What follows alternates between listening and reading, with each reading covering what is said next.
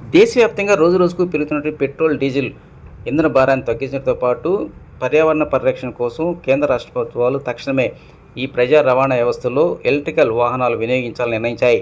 దానిలో భాగంగానే త్వరలో రాష్ట్రంలోని 11 ప్రధాన నగరాల్లో ఈ ఎలక్ట్రికల్ బస్సులు అందుబాటులోకి రానున్నాయి. ఇక రాజధాని ప్రాంతంలో, మరి ముఖ్యంగా అమరావతి రాజధాని ప్రాంతంలోని మంగళగిరి ఆర్టీసీ డిపో నుంచి 50 ఎలక్ట్రికల్ బస్సులు ఈ సంవత్సరం చివరి నాటికి ప్రజలకు అందుబాటులో రానున్నాయి.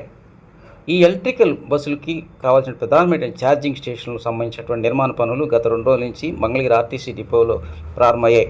దాదాపు 4.70 కోట్ల రూపాయల వ్యయంతో ఎకరున్నర స్థలంలో ఈ ఛార్జింగ్ స్టేషన్ పనులు చేపట్టారు. రాష్ట్ర వ్యాప్తంగా ఈ ప్రజా రవాణా వ్యవస్థ పర్యావరణ హితంగా మార్చడానికి రాష్ట్ర ప్రభుత్వం అధిక ప్రాధాన్యత ఇస్తూ ఉంది. అత్యధిక సాంకేతిక పరిజ్ఞానంతో కూడుకున్నటువంటి ఈ ఛార్జింగ్ స్టేషన్ నిర్మాణ పనులు పూర్తయితే ఇక భవిష్యత్తులో మంగళగిరి కేంద్రంగా అమరావతి ప్రాంతంలోని సెక్రటేరియట్, అదేవిధంగా హైకోర్టుతో పాటు ఇతర ప్రాంతాలకు వెళ్ళేటువంటి ప్రయాణికులకు ఎంతగానో ఉపయోగకరంగా ఉంటుంది.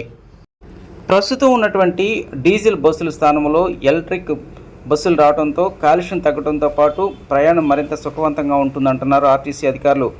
ఇక మంగళగిరి ఆర్టీసీ డిపోలో నిర్మాణం జరుగుతున్నటువంటి ఈ ఛార్జింగ్ స్టేషన్కు విద్యుత్ అంతరాయం లేకుండా 33 kV నుంచి డైరెక్ట్గా ఎలక్ట్రికల్ లైన్లు ఏర్పాటు చేస్తూ ఉన్నారు.